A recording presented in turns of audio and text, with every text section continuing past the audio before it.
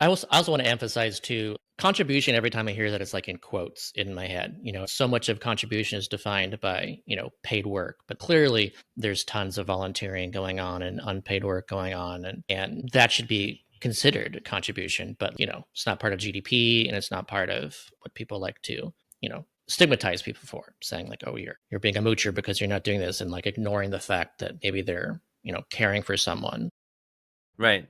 You don't get the credit for the great work, which is Right. usually the better work that you do that is unpaid, which is part of what went into my deep, abiding like insecurities of like, I worked on these projects for about 4 years without getting paid. And so all my family was just worried about me. And in the eyes of the government, I was like not a taxpayer.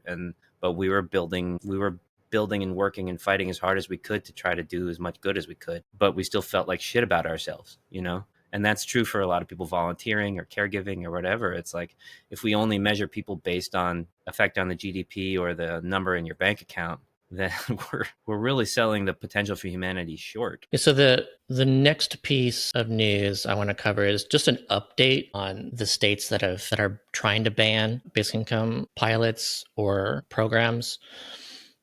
And so here's the current updated list that I just posted about recently. I posted on Blue Sky that they've successfully banned these programs in Arkansas, South Dakota, Iowa, and Idaho, and they're now currently trying to get them banned in Texas, West Virginia, Arizona, Montana, and Kansas.